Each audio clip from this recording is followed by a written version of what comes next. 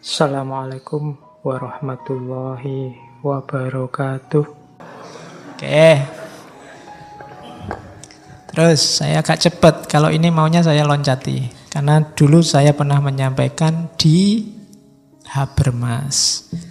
Jadi, komunikasi itu salah satu dari tindakannya manusia. Ketika dia berhubungan dengan orang lain. Ringkesnya teorinya itu. Kalian bisa kembali nyari rekamannya teori kritis yang bagian Habermas. Isinya itu.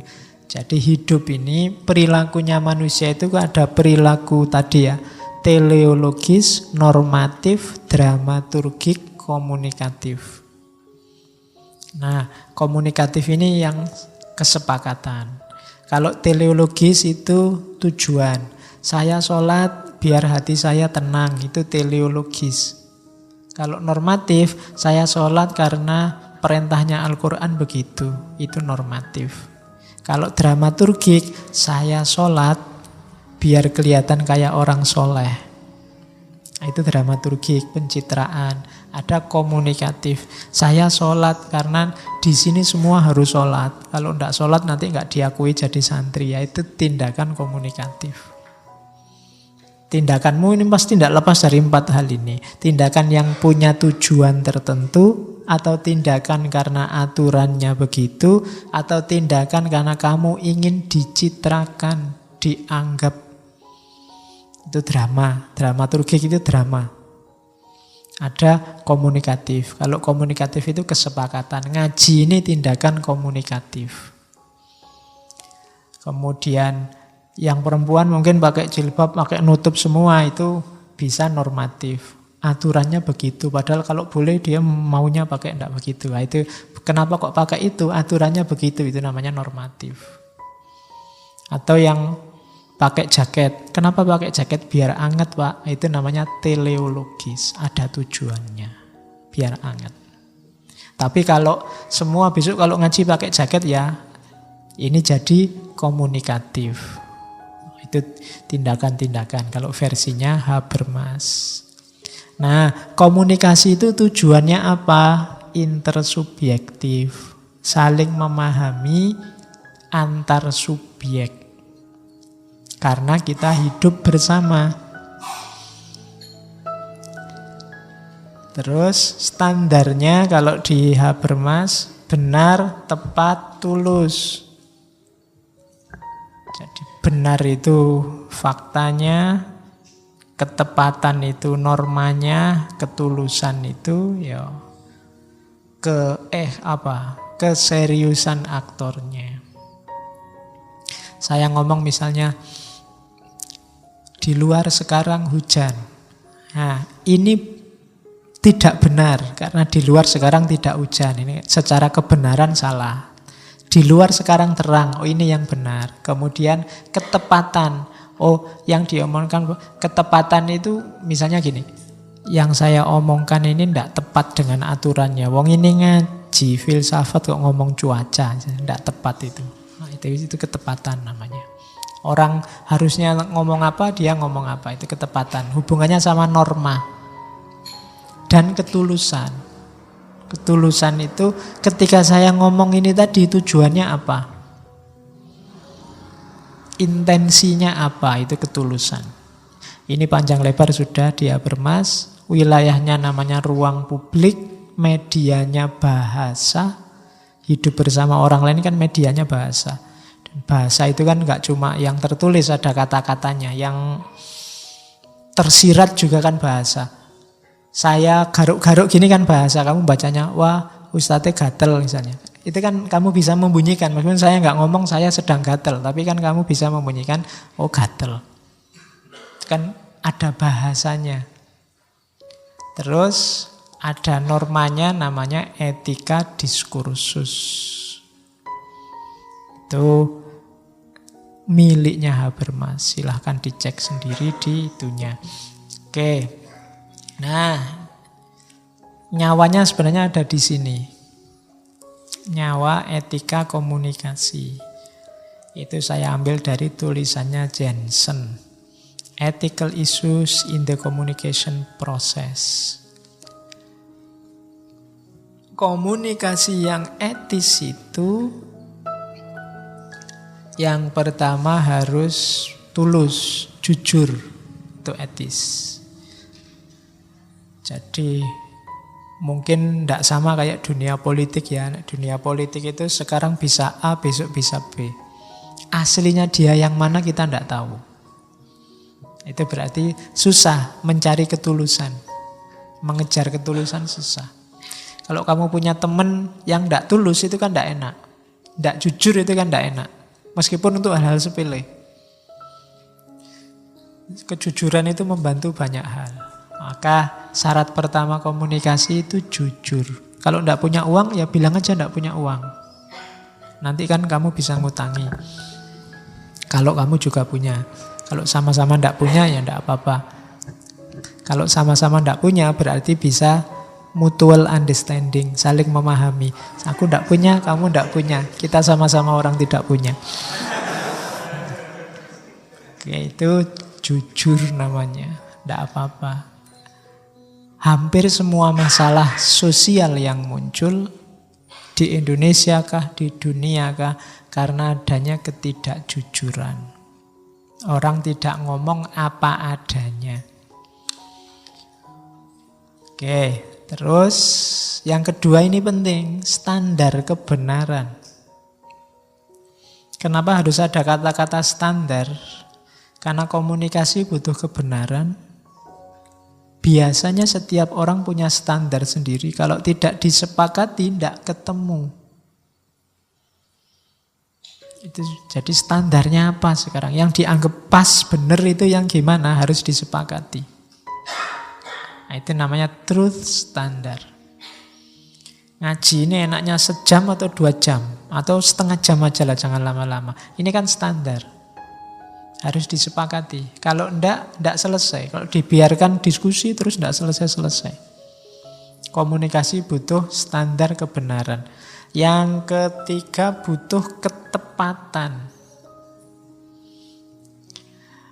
Temanya apa, yang diomongkan apa, itu ketepatan. Yang keempat butuh authorship. Authorship itu kita sering pakai pikirannya orang, ya akuilah bahwa itu pikirannya orang. Kita ngambil orang lain, ya diakui saja bahwa itu dari orang lain.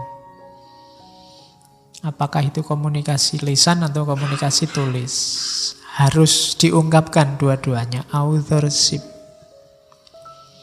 Lebih enak begitu. Kamu tak nasihati ya. Kamu jangan begini-begini. Saya ngomong gini ini. Tadi lihat Ustadz di TV. Loh itu kan lebih enak. Lebih jelas mau, maksud, dan konteksnya. Itu authorship. Itu untuk menghindari dramaturgi tadi versinya Habermas. Atau kalau itu tulis menghindari plagiasi. Kemudian relevan.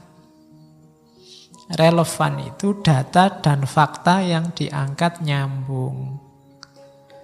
Jangan ad hominem. Ad hominem itu orangnya. Aku tidak percaya yang kamu omongkan. Kenapa? Karena kamu jelek sih.